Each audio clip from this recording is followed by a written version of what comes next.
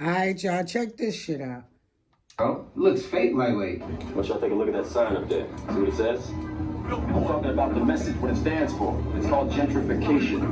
You listening? Yeah. You have to think, young brother, about your future. I'm going to give you all a playbook on gentrification. Let's get into it. See, gentrification isn't just about white folks moving into the neighborhood and raising the rent.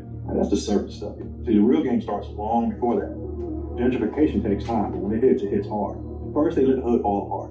The schools get underfunded. Businesses that used to serve the community start to close down and crime builds up. When you take away jobs and education, people got to find a way to eat. They start robbing and shooting and killing each other, as if each other's dead. The police presence increases, but not to protect, it's to patrol and control. Then they let the property value drop even more. More foreclosures, more for sale signs, more abandoned buildings. See, the same banks that want to deny black homeowners loans to buy or fix up homes are now waiting to scoop up entire blocks for dirt cheap. That's how it's done. Developers start looking at the land, not the people. What about the people? They bring in new investors, but they ain't investing in just people who live there. New businesses pop up, but they're not for the ones who's been there. Coffee shops, boutiques, dog parks, all of this beauty. Things that signal the demographic is about to shift. Rent goes up, property taxes rise. And now, the same people who've lived there for generations can't afford to stay. What they do in the hood, the systemic approach, gentrification. See, it's not an accident, it's a well thought out process. Why is it that there's a gun shop on almost every corner in this community? For the same reason that there's a liquor store on almost every corner in the black community. Why? They want us to kill ourselves. You go out to Beverly Hills, you don't see that shit. That's called placement. It's economic warfare. They create conditions where a community can't thrive. They exploit those conditions to make it cheap. Y'all know and it's prime true. statistics make it easier to justify buying people out of their homes for pennies. Then they make it attractive to the outsiders. It's the next hot real estate market. And let's be clear, this isn't just happening in LA back in the day, like in Boys in the Hood. This is happening in every place you go to. Detroit, Chicago, New York, Miami, Tampa Bay, Atlanta, DC, Houston, everywhere. The big question is, who benefits? I want to say this to y'all.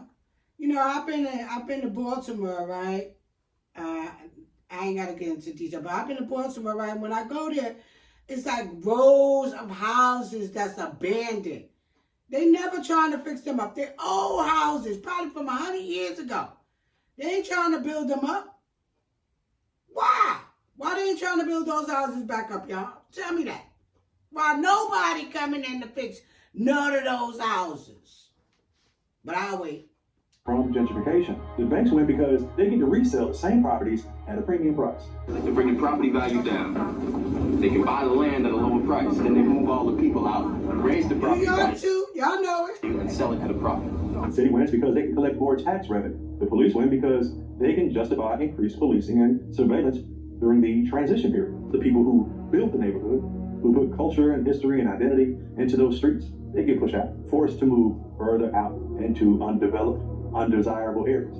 How do we stop this cycle? Ownership is power. Stop trying to buy the damn Lambo and buy the damn building. Now what we need to do is we need to keep everything in our neighborhood, everything, black. Black owned. What's crazy is when you think you buying something, you ain't really buying it.